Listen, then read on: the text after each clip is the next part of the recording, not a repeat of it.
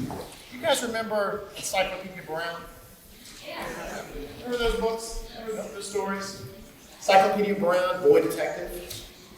For those of you not familiar, Encyclopedia Brown was the main character, a series of books written by a guy named Donald Sowell. And each book was about 10 stories, and each story revolved around Encyclopedia and his best friend Sally Kimball. They would solve different mysteries, different cases brought to their detective agency.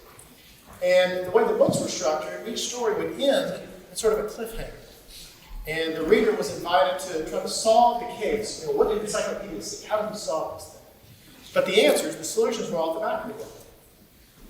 And I've realized over the years that thinking back, I love those stories as a kid. But I realized that those books, that those stories for me were actually much more than just entertainment. That they actually sparked my own curiosity, my own desire to find out more about the world, and to just kind of figure out how things worked. I mean, it really made me a more curious kid. Now, my adventures and curiosity didn't turn out as well as encyclopedias all the time. For example, when I was 9, I remember that one of my friends and I decided that we should figure out how to take our bicycles apart. That seemed like a really good idea. So we started with mine, and it turns out we could do it. I mean, we took that thing completely apart.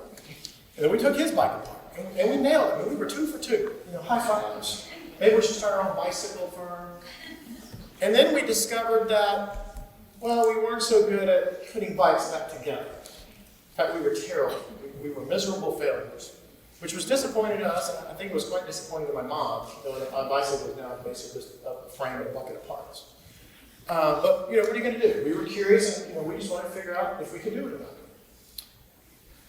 Another time, actually later that same year, I was outside playing, and I saw a couple of older boys in the neighborhood, and they were playing with what looked like some kind of super-duper, souped-up BB gun.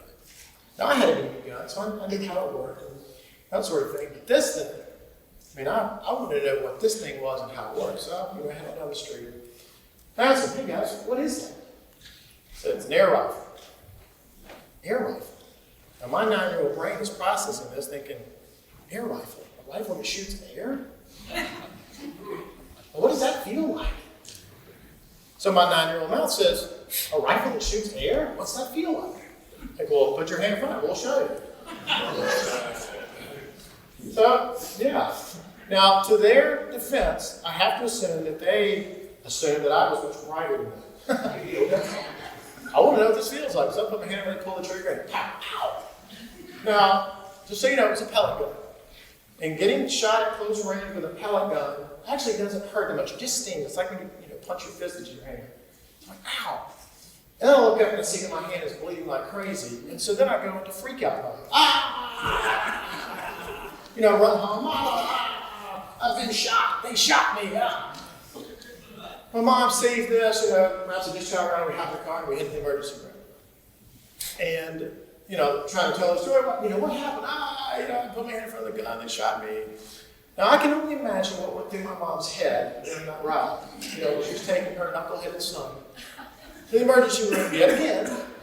And sometime during that adventure, I'm sure she told me yet again how curiosity killed the cat. Now, curiosity may have indeed killed the cat, but I was fortunate enough to simply walk away with just a few scars and some scrapes.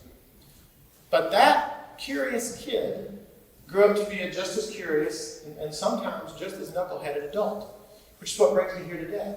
Because these days I'm curious about some different things, and actually revolve around the theme of this year's TEDxHickory.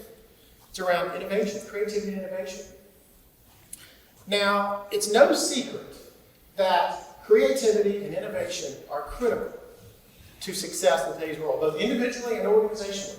They're critical to being successful in a world that is growing ever more complex, it's more uncertain, and is changing at a rapid pace. I mean, there are endless numbers of books and articles and interviews and podcasts and TED Talks that speak to this.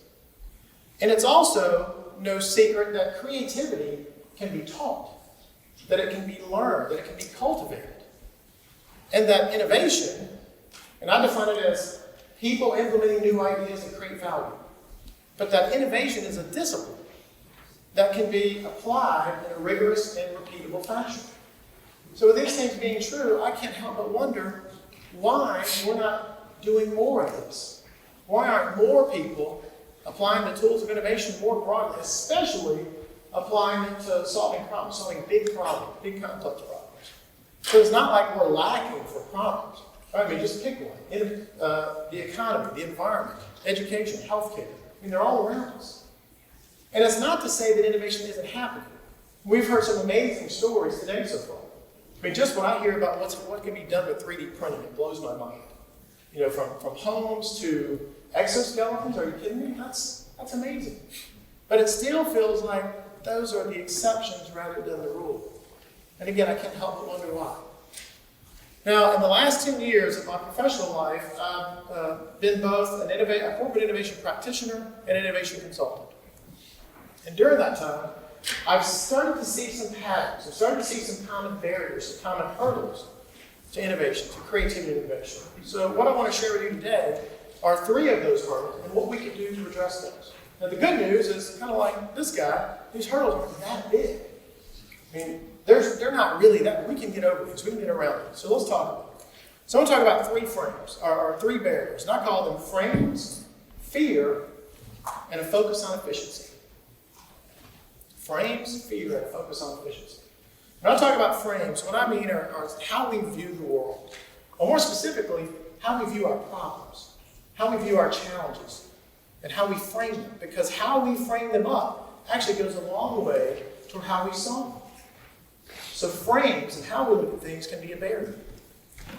The second one is fear. This one's more obvious as it relates to creativity and innovation. I suspect that this crowd is quite familiar with Sir Ken Robinson's brilliant TED Talks on education and creativity. If you haven't seen them, I mean, when you get home, don't walk to your nearest browser and check them out, because they're fabulous. But in his first talk, he tells some really funny stories that illustrate how young children, are, when they're faced with a problem, they're willing to give it a shot. They're willing to, take a chance to try something. And then he makes the argument for how, over time, we're sort of educated out of that we're taught that being wrong is the worst thing that can happen.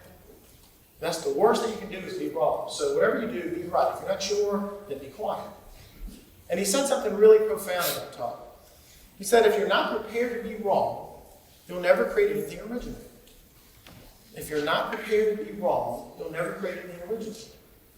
If we're talking about creativity and innovation, then clearly not prepared to be wrong is a barrier. That fear of being wrong. Because that's a learned fear, right? That's not innate. That's a learned fear. We're a fear of making mistakes. We're a fear of looking like an idiot in front of our peers, or our colleagues, or our bosses. And so in that sort of environment, the smart move is to play it safe. Is to not stick your neck out. Which means we settle for the status quo, we settle for what is. And so that's something else we've got to get around. The third barrier is what I call a focus on efficiency. Now, you may be asking, how can efficiency and a focus on it be a bad thing? I mean, isn't taking out waste and unnecessary expense a good thing? Well, yeah, but to a point, like most other good things, to a point. Because what happens, especially as it relates to human performance, we can tighten that, we can over-tighten, we can tighten it too much. And what happens is we find ourselves in this environment where all we can do, we optimize the system. So there's no slack in it, there's no wiggle room. And all we can do, all we have time to do is just to work. That's all we have time to do. And in that case, then there's no time for us to sort of pause and look around and ask, is this still the right thing? Is this still the right path? Is this still the right goal? Is this still the right approach? I mean, it's almost like we're all in a Seinfeld episode. We're all stuck in the car, and George is driving, like a madman. Like, George, is this still the right road? I don't know, but we're making good time. I mean, that's good, but, making good time, being efficient is not the only thing that's important. And I think sometimes we focus on that too much. So with those 3 barriers, then the question becomes, well, what can we do differently? How do we overcome these? Well, that's a good question. In fact, I believe that's actually the answer. And what I mean by that is it's the power of questions. It's how we can overcome these barriers. And so I'm going to give you 3 questions, because I'm a big believer. If you want better answers, ask better questions. So I'm going to give you 3. How many? 3. You got it. All right, you got something right with it, something right on? Cool. Here we go. You ready? All right, the first question is, what is the problem? What is the problem? What is the problem? Wait a minute, I'm sorry, scratch that. Scratch that. That's actually not a very good question. Sorry. It's not a very good. A much better question is, what are we trying to accomplish?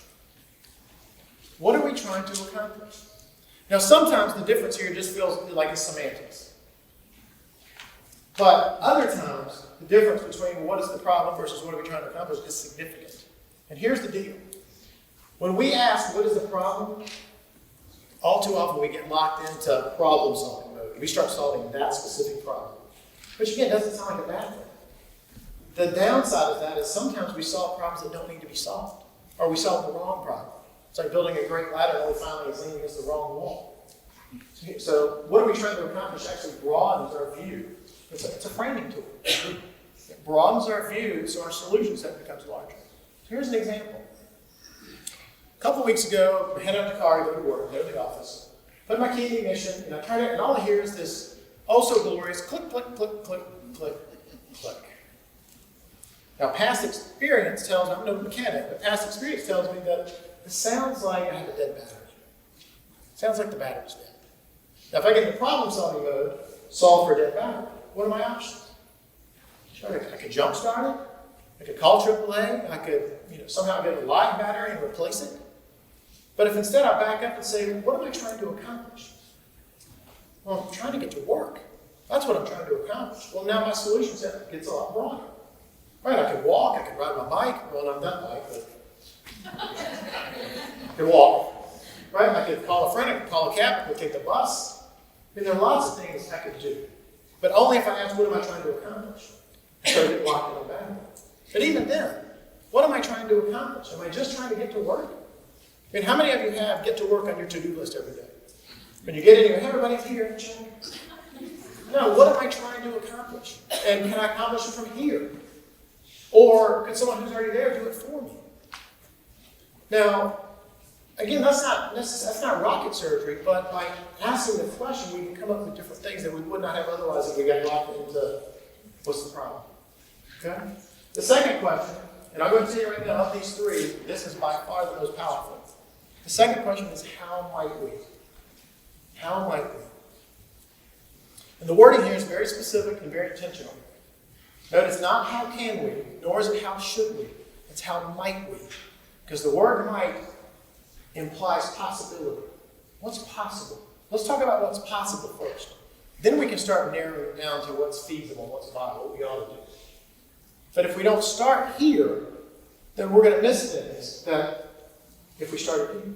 Again, so it's another framing tool. But also where how might we can be used in a different way. It can be used in a way specifically to address the issue of fear. And it's this. My guess is that we've all been in situations where we're trying to solve some problem with a group of folks, and someone throws an idea that sounds a little crazy, or a little harebrained, maybe not fully thought out. And what do? My experience is oftentimes someone will respond with a statement like this, one of these I call them idea killers. Right? We can't afford that. We don't have time for it. It's not the budget. It's too risky. They won't like it.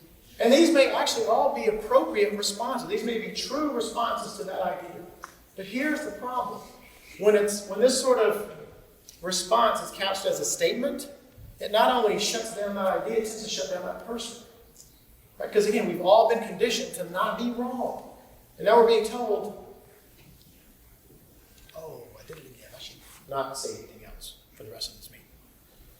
So this is where how might we come in. You can frame your concerns with an idea as how might we question. How might we afford that? How might we do that in the time we have left? How might we mitigate the risk associated with that idea? Because here's the difference. We can't afford it, shuts it down, shuts down that conversation. How might we opens it up for exploration? We might come across things that we would not have discovered otherwise. So how might we can be very powerful in that respect. The third question is, what else? What else? Used in a series like that, these are very powerful. What are we trying to accomplish? How might we, and what else? Where what else comes into play around efficiency. Again, we're so focused on getting more done with less that we have a tendency to, as soon as we come up with a good answer, we stop. Oh, that's a good idea. Let's do that. Or everybody go up to it. And instead, we don't know if there's a better answer. I mean, what are the chances, what are the odds that if you have 10 possible solutions on it, the first one you come across is the best one? So what else creates a little bit of time and space to say, that's a great idea. But what else might be a great idea? Maybe an even better idea. It's a way to explore. It's a way to explore a little bit further. So I've given you 3 questions. What are we trying to accomplish? How might we? And what else? And I found these to be powerful, simple, but powerful tools to spark curiosity and creative thinking, especially when you're trying to solve problems, trying to find solutions to complex problems. Now, again, my work as an innovation consultant, what I do is help organizations apply principles like this so they can find solutions to their most pressing challenges. But here's the thing. I don't say this because this is the work I do. I do this work because this is what I believe. And I believe that curiosity is a gift. And it's a gift that we've all been given. And it's a gift that we should be unwrapping constantly and playing with and putting to use. And I believe that we are innately creative beings. That being creative is part of what it means to be human. And although I agree with Sir Ken Robinson, when he says that we've been educated out of our creativity, I think we can educate our way back into it. And I think we have to. I believe that our future and our children's future depends on it. And speaking of our children, I think we have an opportunity and an obligation to help cultivate their curiosity and their creativity, both in school and outside of school. I think especially outside of school, because my fear is in school, our focus on measurable outcomes and test scores. But our focus on that has actually been at the expense of teaching our children the joy and the value of wondering, of exploring, of letting them discover and pursue what interests them, of letting them create for the sake of creating and not for a grade, but just to create because there's much joy in that. Excuse me. So here's the thing. Our children are going to inherit a world that's growing, that's going to be even more complex, more uncertain, and will change even more rapidly than the one we have now. And they're going to face challenges that we can't even imagine right now, much less give them the answers to. So the best thing we can do is equip them to solve these problems for themselves, because they're going to have to. Which brings me to this. I think one of the biggest, most important questions we can ask ourselves, and I challenge each of you to ask yourselves these questions now, is how might we unlock the curiosity and creativity that resides in all of us, and that resides in our children, to unleash that onto the world, to make our lives and our world a better place. How might we do that? How might we? It's a good question. I think it's a very good question. Thank you.